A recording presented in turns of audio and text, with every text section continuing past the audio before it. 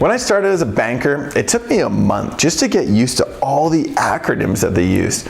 In this topic, we will go over the major ones and how to invest in each one and when. The first one being a RRSP, or Registered Retirement Savings Plan.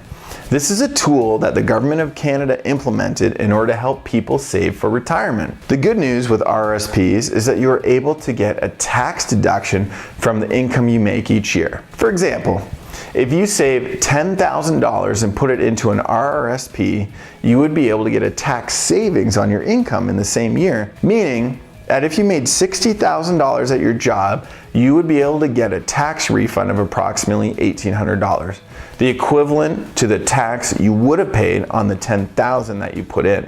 The RRSP is able to be invested into multiple types of vehicles, such as guaranteed investment certificates, otherwise known as GICs. These are investments where they guarantee you a rate for a certain period of time. As it is guaranteed, you can imagine how low the rate is. Currently, you might make 2% for a 2-year certificate. These are very safe investments that may be good for a portion of your portfolio, but when you are young, I would not advise to have much in them. You can also invest in RRSPs and mutual funds and stocks, which we're going to go into more detail in our next lesson on diversity. The RRSPs, Registered Retirement Savings Plans, have another huge benefit in that you are able to take them out tax-free for your first primary residence.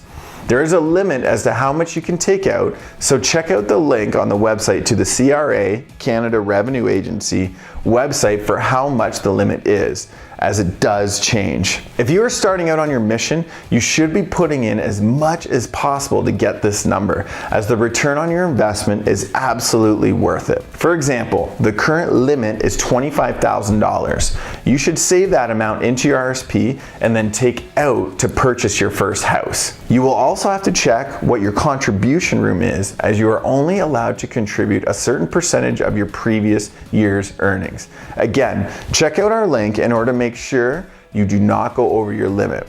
It can also be found on your Notice of Assessment, or NOA. This is what Revenue Canada sends back to you after you have completed your income taxes. Now, the RRSP is only one vehicle that you should be investing in. It should not incorporate your entire portfolio. Here's your accountability assignment. If you do not have an RRSP, I want you to open one up immediately.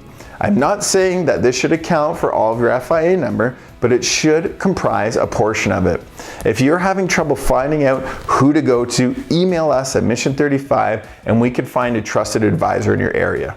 Secondly, pick an investment and start putting money in immediately.